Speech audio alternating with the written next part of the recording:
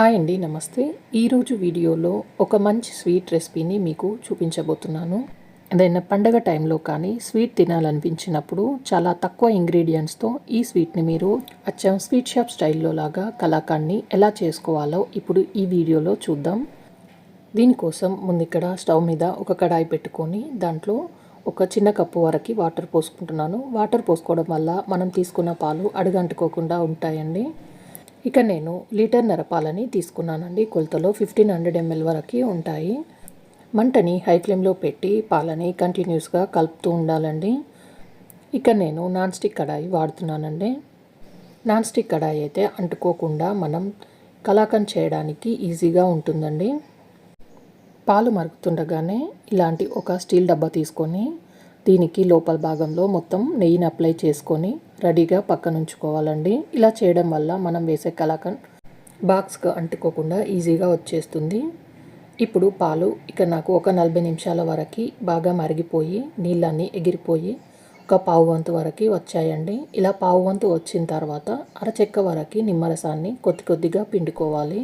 పాలు ఈ కన్సిస్టెన్సీలోకి రాకుండా నిమ్మరసం పిండితే పాలలో ఉన్న నీరు పన్నీర్ ఇంకా సపరేట్ అయిపోయి ఆ నీళ్ళన్నీ పోయే వరకు కుక్ చేయాలి. కాబట్టి మరి అంతసేపు పాలని కుక్ చేస్తే పన్నీర్ అనేది గట్టిగా వస్తుంది, అలాగే స్వీట్ కూడా గట్టిగా వస్తుందండి. చూడండి, ఇప్పుడే పాలు కొంచెం కొంచెం విరిగిపోవడం స్టార్ట్ అయ్యాయి.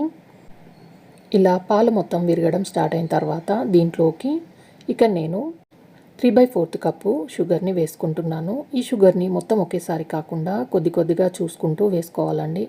ఈ షుగర్ కరిగిన తర్వాతనే కలుపుకొని మళ్ళీ షుగర్ వేసుకోవాలి.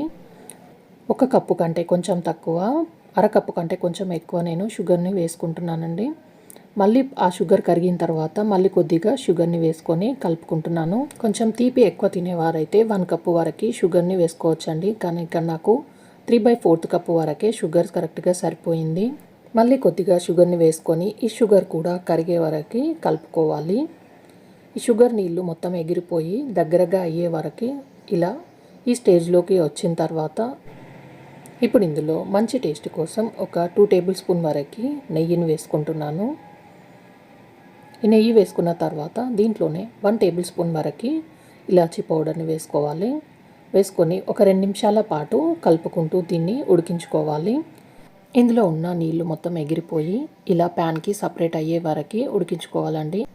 ఇలా లైట్గా గోధుమ రంగు కలర్లోకి వచ్చిన తర్వాత దీన్ని వెంటనే స్టవ్ ఆఫ్ చేసి ముందుగా రెడీ చేసి పెట్టుకున్న బాక్స్లోనికి వేడిగా ఉన్నప్పుడే వేసుకోవాలి. ఇలా మొత్తం వేసిన తర్వాత పైనుండి ఇలా గట్టిగా ప్రెస్ చేసి మూత పెట్టేసి ఒక 2-3 సార్లు ఈ బాక్స్ని ట్యాప్ చేయాలండి. ఇలా చేయడం వల్ల ఏమన్నా లోపల గ్యాప్స్ లాంటివి ఉంటే పోతాయండి. ఇది స్వీట్ షాప్ స్టైల్లో లాగా లోపల ముద్దు రంగు బయట లేత రంగు వచ్చేలా, అలాగే ఇది తొందరగా చల్లబడకుండా ఇలా ఒక ఉలెన్ క్లాత్లో పెట్టి కవర్ చేసి పెట్టుకోవాలి. ఇక నేను ఒక 5 గంటల వరకు ఇలా కవర్ చేసి పెట్టుకున్నానండి. ఇది పూర్తిగా చల్లారడానికి ఇక నాకు ఒక 4-5 గంటల వరకు సమయం పట్టిందండి. ఇక నేను ఒక 5 గంటల తర్వాత దీన్ని తీస్తున్నాను. ఇది ఈజీగా బాక్స్లో నుండి ఊడి రావడానికి మనం ఇలా స్టవ్ మీద కొంచెం వేడి చేస్తే తొందరగా డీమోల్డ్ చేసుకోవచ్చండి. చూడండి, ఇలా బాక్స్ని వేడి చేసిన తర్వాత నేను తీసి చూపిస్తున్నాను. చూడండి, స్టీల్ డబ్బాలో పెట్టినా కూడా ఎంత చక్కగా వచ్చిందో. ఇలా డబ్బాలో నుండి డీమోల్డ్ చేసిన తర్వాత నచ్చిన షేప్లో కట్ చేసుకొని సర్వ్ చేసుకోవడమే. చూడండి, బయట లేత రంగుతో లోపల ముదురు రంగుతో అచ్చం స్వీట్ షాప్ స్టైల్లో లాగా చిన్న చిన్న పలుకులతో ఇంట్లోనే మీరు కూడా ఈ కలాకండ్ని ఈజీగా చేసుకోవచ్చు. బయట కొనే పని లేకుండా ఇంట్లోనే పంచదార పాలు ఉంటే చాలండి. ఇలా ఒకసారి కలాకండ్ని తప్పకుండా ట్రై చేయండి. ట్రై చేశాక ఎలా కుదిరిందో కింద కామెంట్ చేయండి. ఈ వీడియో నచ్చితే లైక్ చేయండి, మీ ఫ్రెండ్స్ అండ్ ఫ్యామిలీస్కి షేర్ చేయండి. మరిన్ని మంచి మంచి వీడియోస్ కోసం ప్రభా కుకింగ్ ఛానల్ని సబ్స్క్రైబ్ చేయండి. Thanks for watching.